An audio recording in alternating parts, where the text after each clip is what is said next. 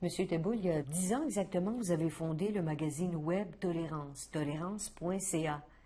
Évidemment, le mot tolérance, c'est un mot qui a été très galvaudé.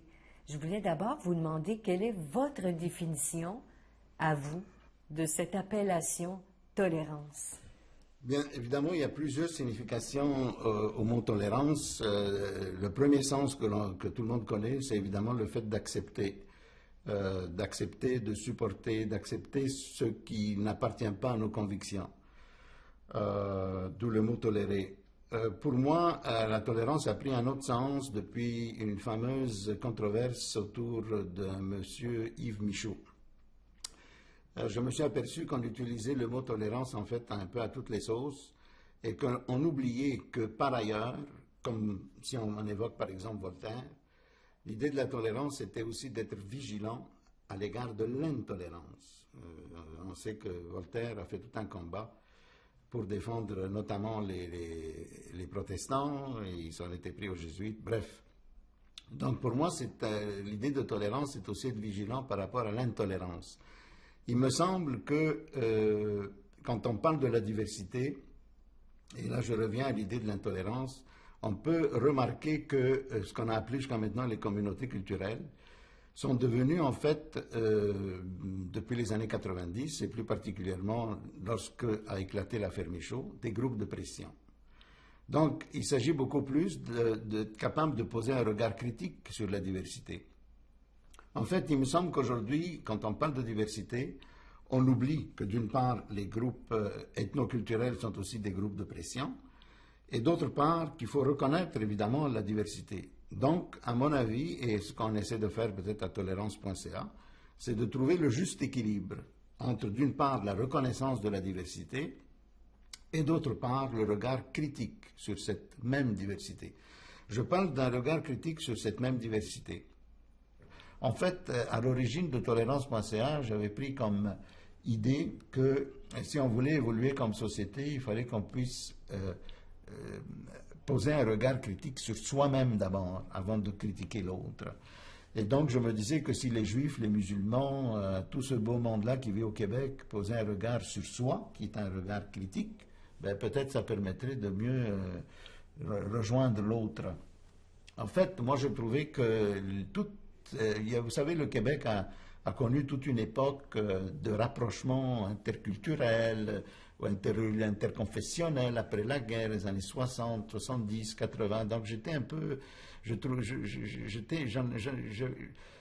j'en avais un peu, comment dire, ras-le-bol de ces rapprochements. Je trouve que le rapprochement ne sert à rien tant qu'on n'a pas un regard critique et sur l'autre et sur soi. Et c'est bien beau se rapprocher de l'autre lorsqu'on ne change pas l'autre. Il faut que l'autre puisse changer si on veut vivre ensemble.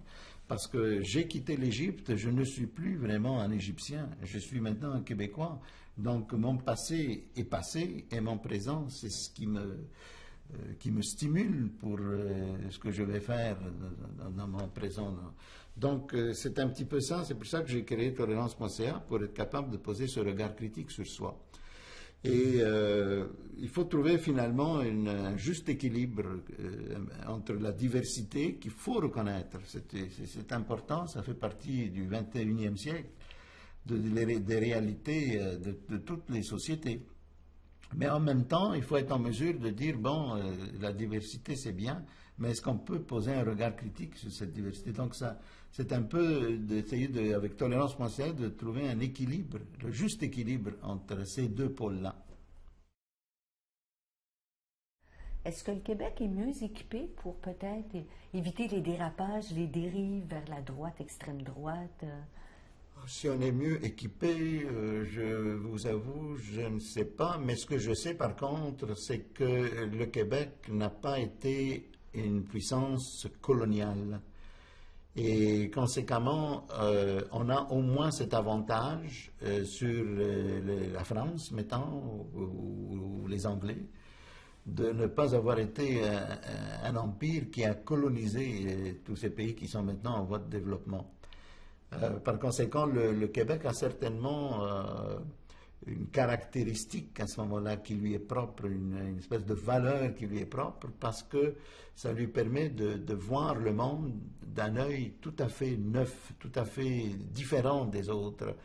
Et par conséquent, les gens qui viennent, les immigrants qui viennent au Québec, n'ont pas ce passé, je pense notamment évidemment aux Algériens, aux Maghrébins en France, ils ont ce passé traumatisant de leurs parents qui font que on ne peut comment s'identifier à la France alors qu'on a vécu tout ce que ces gens-là ont vécu en Algérie plus particulièrement.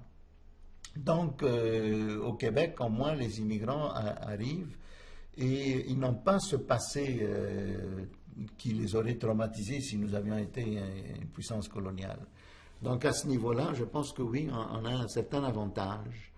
Par ailleurs, je disais tout à l'heure que les Québécois ont aussi des valeurs d'accueil, d'ouverture et de générosité, et ils ont aussi une certaine sensibilité à l'égard des peuples opprimés. Je pense que ça traverse toute la littérature québécoise, que ce soit Gabriel Roy, que ce soit Michel Tremblay, il y a toujours cette sensibilité à l'égard de la souffrance, qui est vraiment peut-être catholique, là, mais certainement québécoise. Ben, merci.